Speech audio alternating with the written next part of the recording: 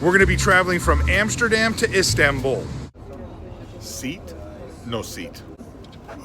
No seat. On the Flixbus going to Krakow, there's a reoccurring problem on the bus, which is they overbook the bus. The bus has about 48 seats, but they probably booked about 54 seats or more. Our seats are actually in aisle 15, C and D, but there's no aisle 15, C or D. The bus seats only go to 14. So as we go further along into Poland, there's people trying to get on the bus, but there's no seats. And people are getting pissed. They told us we have a seat no matter what, but everybody else is just going crazy. How many does it take to fill up a bus? Depends on what size your bus is.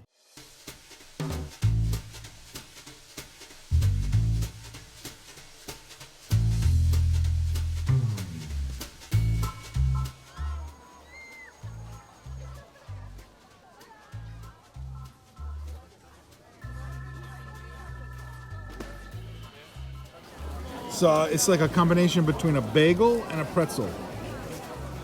C'est plutôt pain juif que pretzel.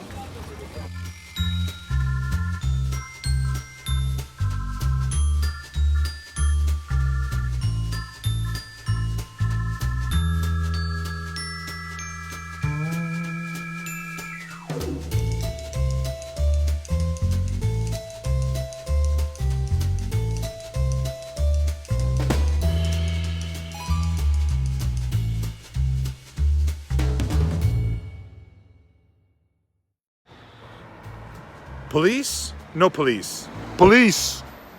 I'm so embarrassed. We got off the tram here in Krakow and we're walking towards the hotel. And Google Directions told us to go down this road, just a short quarter mile to the hotel. And we started down the path. And it turns out the path is actually part of the police barracks for the training academy. First thing that happens is a little policeman in a uniform with a submachine gun jumps out. It says, "Hey, you can't go here," in Polish. And then, of course, I show him the directions, and we start talking about where the path is to get to the hotel, which ends up being about 2.9 miles away. It was a total cluster. Pizza? No pizza. Polish pizza.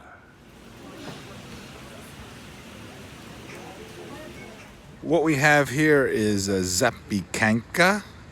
It's a Polish pizza. Toasted bread, open face, with all sorts of meat and sausage and bacon and ham and maybe some chorizo, kielbasa with cheese, and we've added mustard to it. Zapi kanka. It is delicious. Ooh, that thing looks good. Mm-hmm. It's kind of crunchy, huh? C'est bon. Man, I'll tell you what. That thing's pretty good.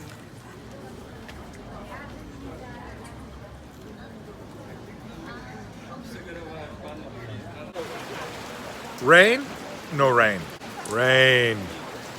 Just 5 minutes ago, we were all sitting at an outdoor cafe enjoying the square in the central square in Krakow, and then it started pouring and everybody ran inside, plates flying everywhere and water's going everywhere, and we happened to be in a nice corner spot where the water just barely was dripping on our table.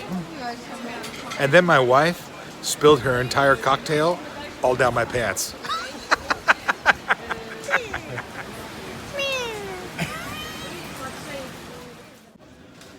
Tour group? No tour group. Tour group. There are certain locations that are very high tourist demand, and these large tour groups come through here. They might be by bus, they might be on foot, they might be on electric cars. And basically, you're an independent traveler trying to walk through the terrain and maybe take a picture or even just have some peace and quiet. And here comes the tour groups, truckloads of them, truckloads. And they're just everywhere. In front of the synagogue in the Jewish quarter of Krakow, trying to have a peaceful moment, and it's like a damn... And it just... I guess we all got to share, but it ruins the moment.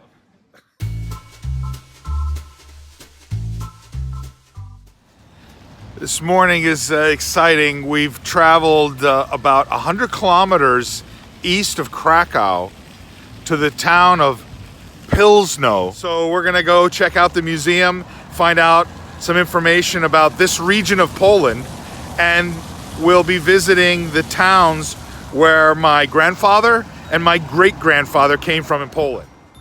The town of Pilsno has a regional museum that they created in 2014, and they agreed to open it for us on a Sunday morning.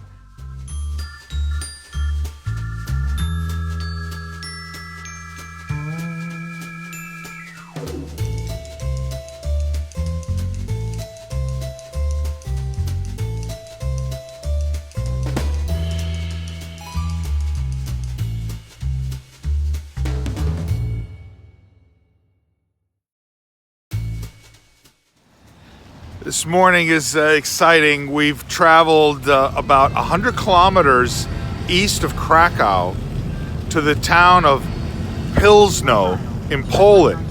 Pilsno is the county seat for the area where my ancestors on my father's side came from in Poland.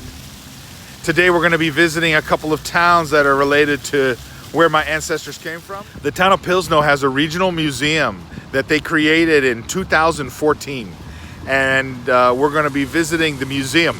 It's normally open Monday through Friday, closed on the weekend, but we contacted them about 2 weeks ago when we were in Italy, and they agreed to open it for us on a Sunday morning. This is the town square here in Pilsno. We arrived here about 9:30 in the morning, and the town square was completely filled with cars.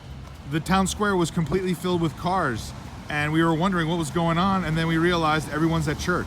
It's Sunday morning, and by 9:45, church had cleared out, families stopped to get ice cream, and now the parking lots are all empty. Everyone's rolling out.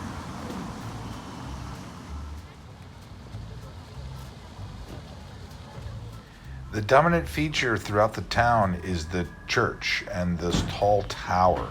The church dates back several hundred years. It's made of brick, and there were mass being held actively that morning, one at 9 and another one at 10. The church itself is several hundred years old. We were able to poke our head inside between the masses so that we could get a picture of what it looked like. Right next to the church is the regional museum in the yellow building, and they were open and waiting for us when we got there.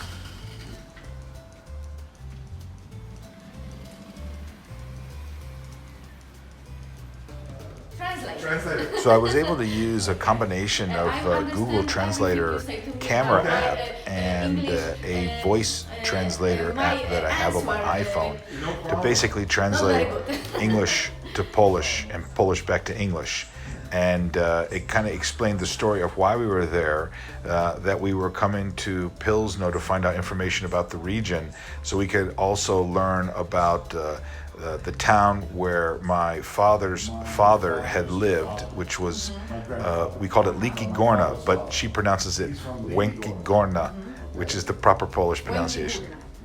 And also explained that we wanted to go to Paszczyna, which is the town where my father's grandfather was originally born. So one of the fascinating things about this museum is that they've got a lot of artifacts from family members and different collections. It includes furniture and personal items and cooking utensils.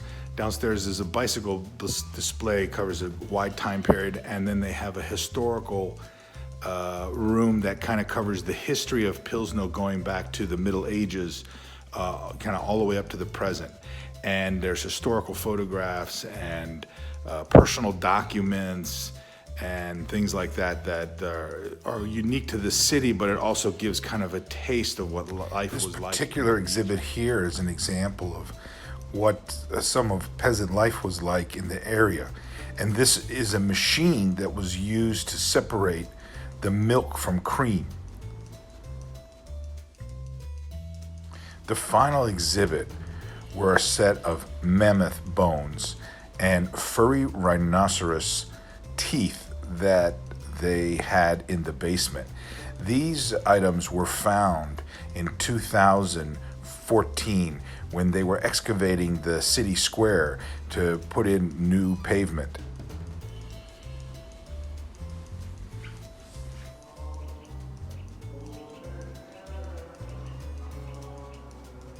Just 5 kilometers down the road is the small community of Węgierska Górna. This is where my father's father spent some time as a boy in Poland. There's really nothing in this area. It's more like a farming community. It's unincorporated, kind of like a county area. There is a firehouse and a small convenience store, but no central square and no other city buildings per se. 30 miles an hour. There are street signs and city markers for plots of land, and we followed those from several hundred down into the tens, 7, 8, 5, 4, and brought it all the way back to 1. The center of Węgierska Górna turns out to be the Catholic Church. They built a new Catholic church on the left-hand side, you can see, and on the right, in the trees, you can see the wooden historical church that's been there for several hundred years. When we arrived, Mass was going on, and you could hear the priest saying Mass, and it echoed across the street. The wooden church is several hundred years old. It was locked up. We couldn't get inside. There was a special historical marker that indicated that this was part of a historical trail regarding historical buildings in the area, but we couldn't find the trail or any other buildings.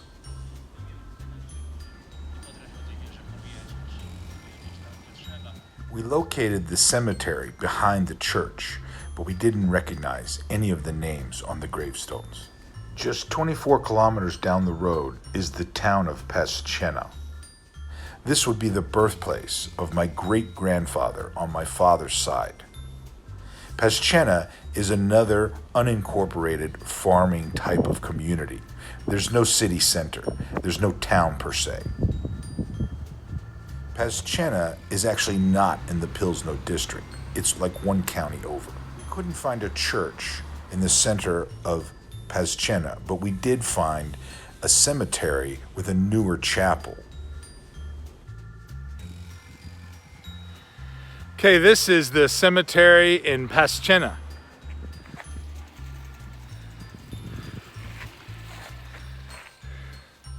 And there's nothing here. It's just, there's a cemetery and a little chapel. And this is basically farm country, a lot of houses and stuff like that, but it's fairly rural. There's no city center here, nothing here.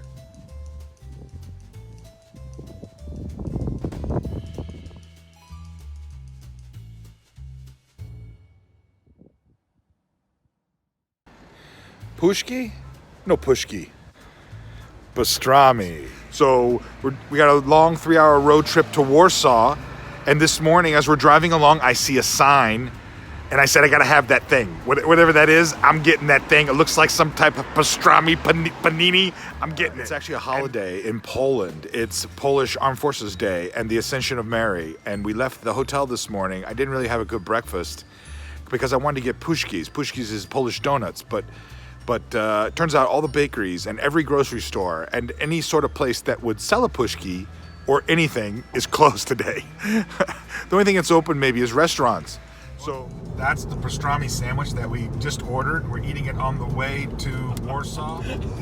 This thing smells amazing. Look at that. Oh, sweet Jesus. I can't believe it. I knew something would present itself. I told my wife, I said, listen, everything's closed. What are we going to do? And I said, you know what? Don't worry. Something will present itself. And lo and behold, Mr. Pastrami showed up for the party.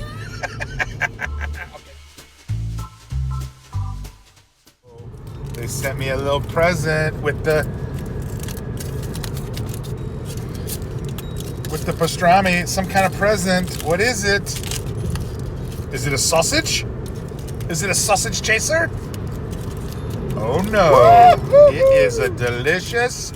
That's a good pickle. It's like sweet and sour. The real question is pastrami versus the porcellino. Which one wins? I don't know. This would be a really tough call. Because this, with the mustard and the meat is so tender.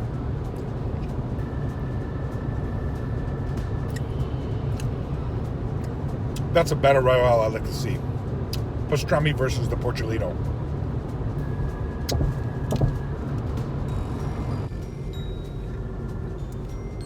I'm gonna tell you what. I've had Cat's Delicatessen, right? In New York City. I know New York pastrami. And let me tell you something. This pastrami is good. Who would have thought? Delicious.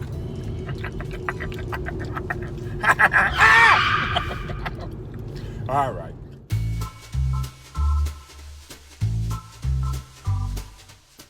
So we got a long 3-hour road trip to Warsaw.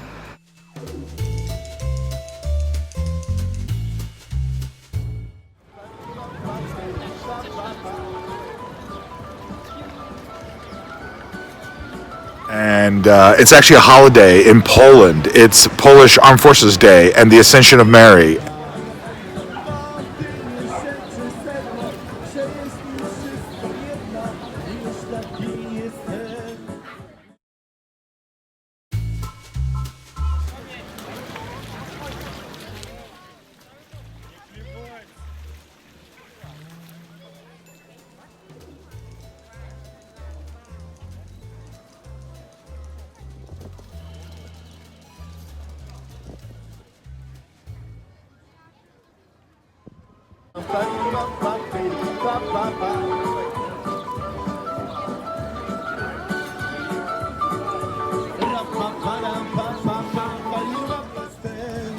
Zimny drag, już taki jestem, zimny drag i dobrze mi z tym bez dwóch zdań, bo ty nie szeczy sedno, że jest.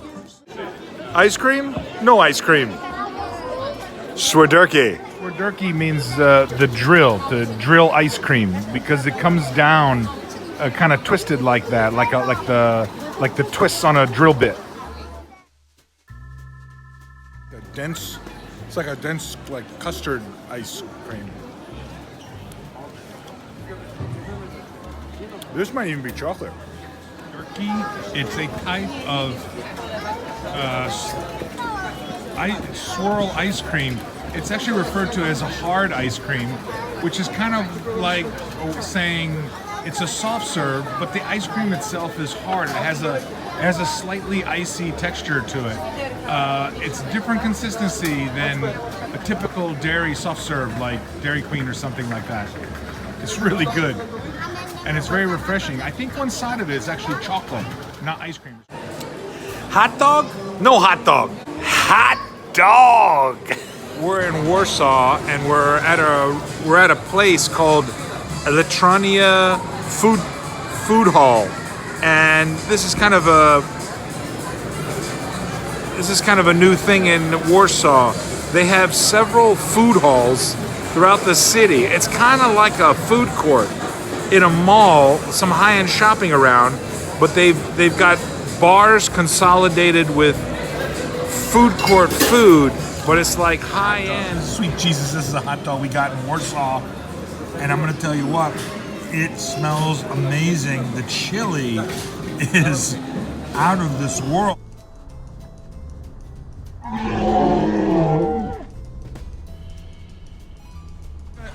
to tell you, this is the greatest chili hot dog I've ever had. Bear with me. I'm going to give you a chili dog dissertation. The hot dog is a beef hot dog, and it's properly cooked. It's not boiled, it's like grilled. The second thing is the chili has an amazing texture and it's kind of spicy. It's not too greasy, but it's also, you know, not too dry. It's got cheese, and the bun is like a soft, chewy baguette sort of bun. It's like all the things you want in a chili dog, but you never get it because somebody's always taking a shortcut, cheating you out of what you should be getting. And I've eaten a lot of chili hot dogs in my day. Dairy Queen, Coney Island, you name it, New York Dirty Dog. I've had all the chili dogs that they have in the world. And this chili dog is by far the best chili dog anywhere. I love Mother Poland. Pączki? No pączki. Pączki. I'm a little embarrassed. I've been pronouncing these things wrong. I've been calling them pączkis, but I was informed that they're actually called pączkis in Polish, so I've been saying it wrong. Delicious. It's like a dense donut with no hole in the middle. They come in round, and they also come in square. This is an extra special one. Most of them we get have some type of fruit filling. This one has frosting. My wife just handed me a part of a pączki. She said, "You want the last bite?" And I went to eat the last bite, and I almost bit her finger off. I told her, you gotta be careful. Don't feed the wild animals. My poor wife. She has to put up with all kinds of nonsense. Traveling with me. She says traveling with me is like traveling with a 5-year-old. She has to pack a diaper bag with snacks and mustard and all sorts of other things to ensure that our travels go smoothly.